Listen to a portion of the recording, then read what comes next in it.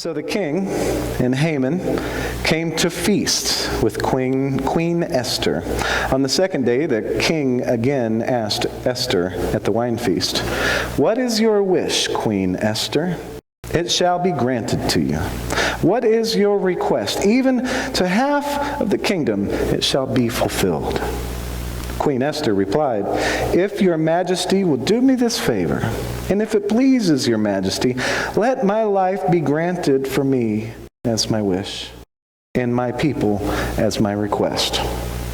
For we have been sold, my people and I, to be destroyed, massacred, exterminated. Had we only been sold as bondmen and bondwomen, I would have kept silent, for the adversary is not worthy of the king's trouble." Then Harbonah, one of the eunuchs in attendance on the king, said, "What is more, a stake is standing at Haman's house, 50 cubits high, which Haman made for Mordecai, a man whose words saved the king. Impale him on it," the king ordered. So they impaled Haman on the stake which he had put up for Mordecai, and the king's fury abated.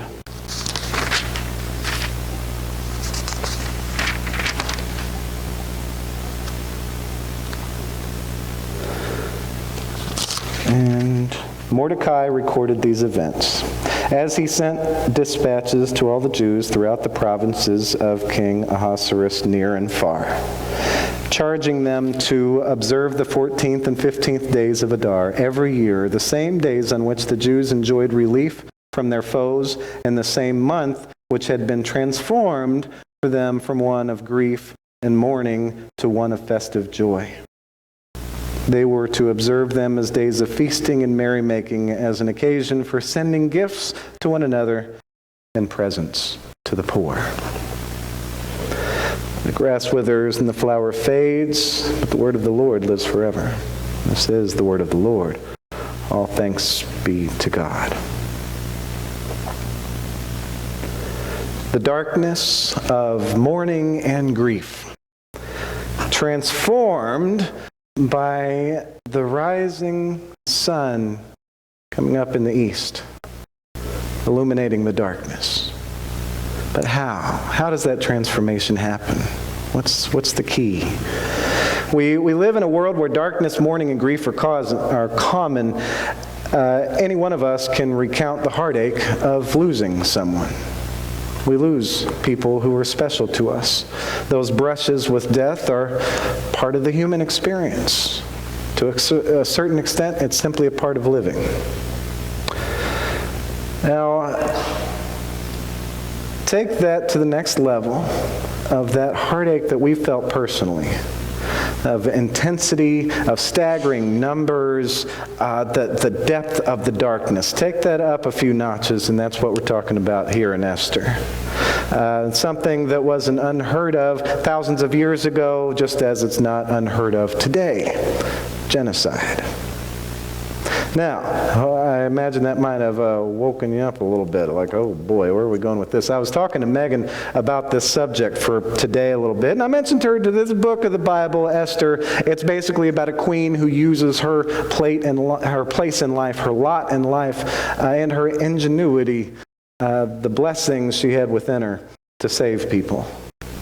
Now, Megan started to doze off when I was explaining that, and I realized that I'd better mention some more details about Esther to make this thing a little more interesting, as it really is. It's not as boring as I make it out to be.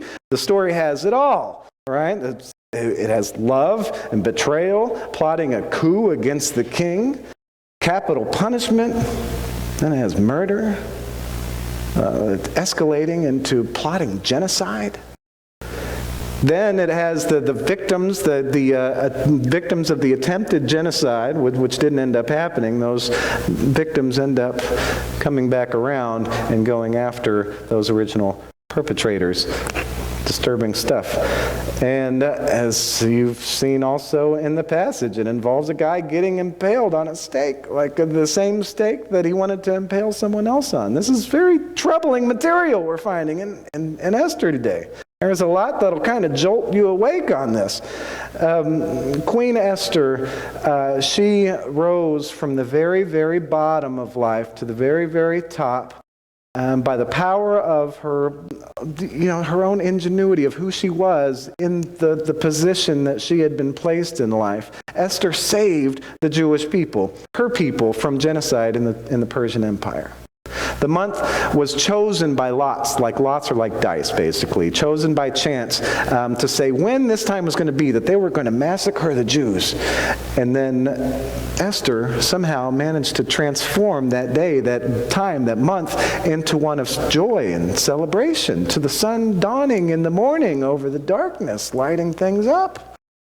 Transformed that time from being something so dark into being something about celebrating and having a party and giving each other gifts and giving presents to the poor, people who are in need. What in the world happened here? How special is this person, Esther? So sorry, I know this book gets kind of dark. I am always happy to wake you up, though. This thing, I just love that it ends up being about sharing joy and providing for people's needs, though. I love where that ends up. That really says something about the power of this and the power of that transformation that happened. This, after all, that is what a woman of wisdom brings to the table, as blessings to the world. It's not a coincidence that we're hearing about Esther just after last week. We heard about the last chapter of Proverbs, the great woman of wisdom, where it was talking about this woman who's worth more than rubies, the woman who is the secret to the success of the king she marries. In Esther, we're talking about King Ahasuerus. In other words, King Xerxes of Persia. It's confusing because his name is Ahasuerus because of translation stuff. It's basically a translation off the Greek version of the name and then comes back around to English, and then it's just not the same anymore. But it's the same guy we're talking about, King Xerxes of Persia. King Xerxes, or King Ahasuerus, his wife, how this all started out was he had his wife, Queen Vashti, and Queen Vashti and the king got into it. The king, of course, in a good old patriarchal move, decides to get rid of the queen because she's not doing what she's supposed to do or whatever, and he decides he needs to replace her. This is what opens the door for Esther to come in. Some time passes, and the king's guys were like, "Hey, king, let's collect some virgins for you from around the empire. Then they'll be your concubines, and then you can choose from one of them to have as your wife to replace the queen." And King Ahasuerus thought that sounded pretty great. All right, good idea. So it was done. And as Esther ended up being one of those underage girls that was trafficked to the king to become his concubine. Esther, her name, Esther, that's actually the Persian name she had. And that means a star. Or it's also drawn from the root for Ishtar, a goddess in the Babylonian culture. Now, she also had another name. Her Jewish name was Hadassah. And Hadassah means myrtle. Myrtle is a leaf from a tree that grows around the water courses of the Mediterranean. It's associated with life, love, and power. So right from the beginning, from her Jewish name and from her Persian name, you know that this woman is going to be something special. Something very special. Something for the salvation of her people, turns out to be. And the king, man, right from the start, the king just fell head over heels for this young lady who became his new queen, Esther. So also in the story, there was a couple guys named Mordecai and Haman. Esther was Mordecai's cousin. Together, they actually, at one point in the story, they save the king from this plot against the king's life, and they tell him about it, and then he ends up not getting killed. And so the king really likes Mordecai and Esther. He really likes Mordecai, and he absolutely loves head over heels Esther.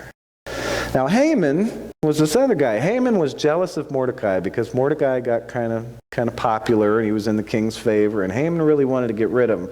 So Haman decided that he'd build a stake in his front yard. That's where that comes in, and so he could impale Mordecai on it. And then he could also go after all of the Jews in Persia while he was at it. I guess for good measure.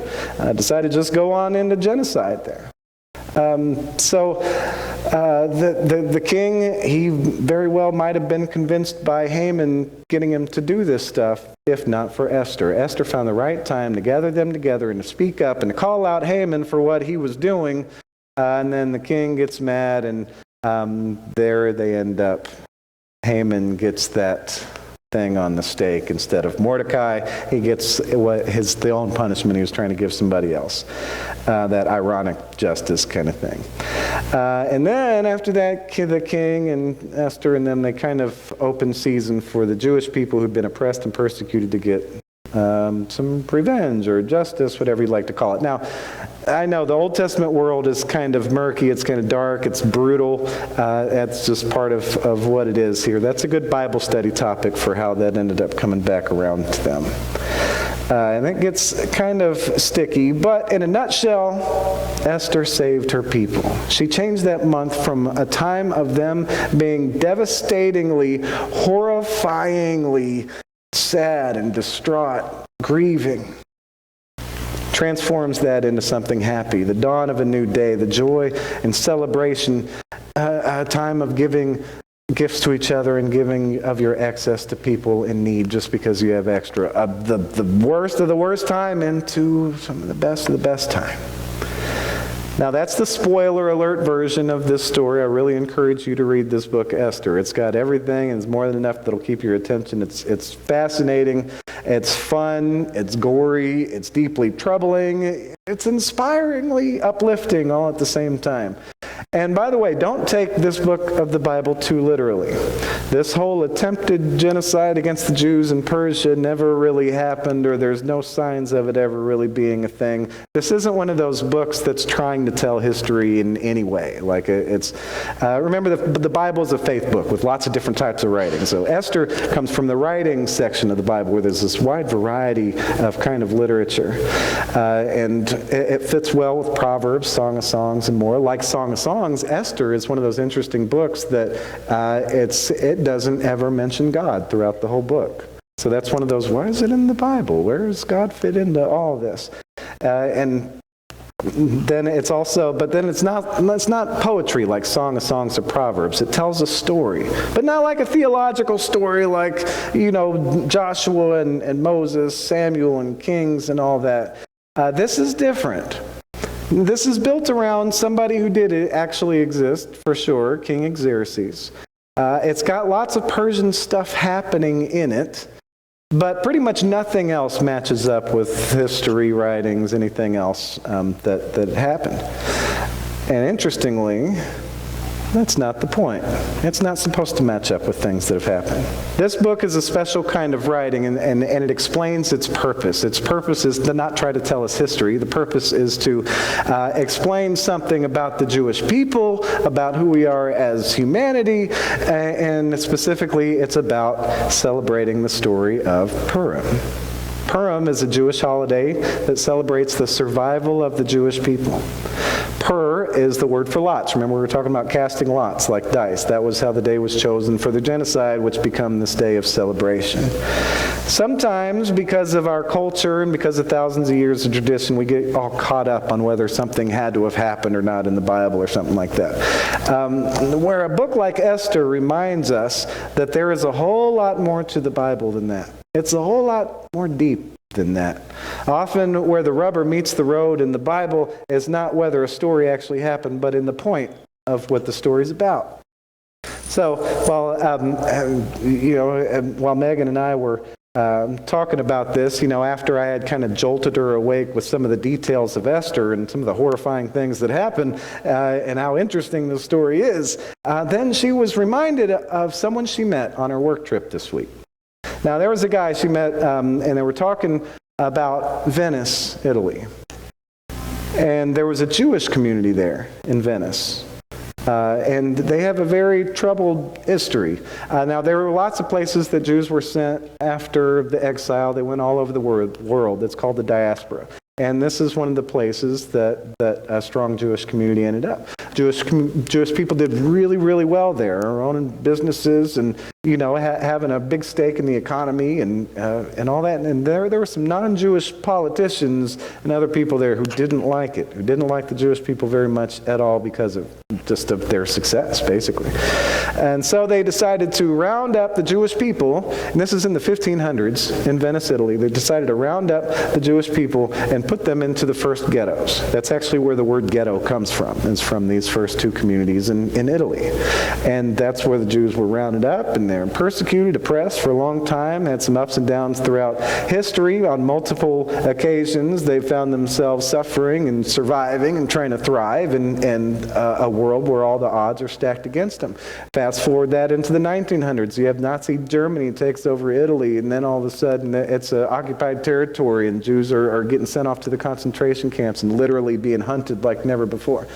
Jewish survival in a foreign land, surviving and thriving beyond all odds, thriving and celebrating despite oppressions, persecution, the threat of complete annihilation. That's a real thing, and that's really a part of who the Jewish people are. It's a part of their experiences throughout thousands and thousands and thousands of years.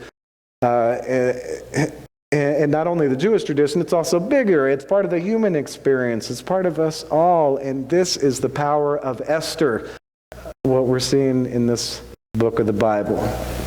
It's something very real that's going on here. Even though this type of literature is something special, this is much more than make-believe. This is something so much bigger. This is communicating about the realities of life and who we are. It communicates things that are hard to communicate with words. The stuff of Esther has been seen in people throughout the ages. It's been seen, especially, I love how the stuff of Esther really stands out in women, and strong women, and like the woman of wisdom, how the Bible is making a point of that. There's something very recognizable about it in a good woman. And for Esther in particular, she had everything against her, ever having the possibility of that kind of power to make a significant change in the world, to have that kind of influence in the world. She was an orphan. Her parents were dead. Her cousin Mordecai was her adopted father. She was sex trafficked as a child. She was property. She was also Jewish in the Persian Empire. She was the bottom of the bottom. She had everything against her, all odds against her. In no way could this little girl grow up and save her people. No way. But she had something. She had that something special that it takes to make that difference. When you use the gifts that you've been given, your knowledge, your creativity, your ingenuity, your perseverance, your love for a life, and you recognize you have a knowledge of your situation, and you can see how you can use your gifts in your situation. And simply doing that can bring up the sun on somebody's darkness. She rose up to be that bright, shining star in the night sky for a lot of people. In light of her goodness, King Ahasuerus ends up doing really well as the king. And his secret, just as we talked about for Proverbs, his secret is Esther, this woman who's worth far more than rubies. Now, I can't pretend to have all the answers on how we really get from the darkness of mourning and grief into the light of a new day. How we really get there. I mean, I know a lot about it in the process, right? You got to express it. You need to eat and rest and exercise like normal to kind of go through this process. There's no way through the darkness but through the darkness. I know that you just got to get through it. It's very simple to know that basic stuff about how you get through grief, but the trick to it is a lot harder to say. But, I have seen people on many occasions make huge differences in people's lives. I've seen one person shine the light on another person's darkness on many, many occasions. Esther did that for her people. She saved lives. Life-saving is the kind of stuff that we're talking about. It's the kind of stuff that Esther had within her. It's the kind of stuff that we've all got within us, that life-saving stuff. Yeah, Bianca's getting excited. She likes Esther, doesn't she?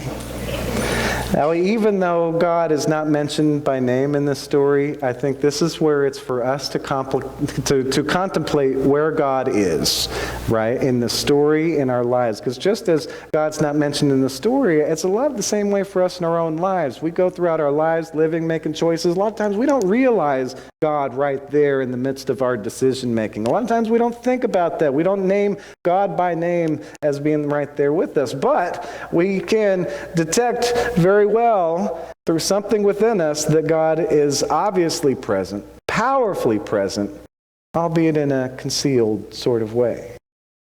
All of us have something special concealed within us, like Esther did. Now, because of the Esthers of this world, because of that spirit of Lady Wisdom who passes through us, genocides get thwarted. All kinds of human atrocities get stopped short. There is no understating the power of what we have within us, this force of good. That creative, ingenious, wise spirit of life within us is something directly from God. It's a great gift that God has given to us that comes with great responsibility. There's something about Esther that just lights up the darkness. And that something is within us as well. Now, in the spirit of James, let us remember that part of it is saying, "For you are holy, so shall I be holy." God is holy. We've been made to be holy, and we've got that choice to listen and be part of what the Lord is doing and to be holy. In the spirit of Purim, in the spirit of Esther, and in the spirit of the Lord, may we give ourselves to being jolted awake to the wisdom that's been placed within us. May the blessings we give to each other and anyone in need be filled with our love. And may we, as God's people, just like Esther, may we light up the darkness.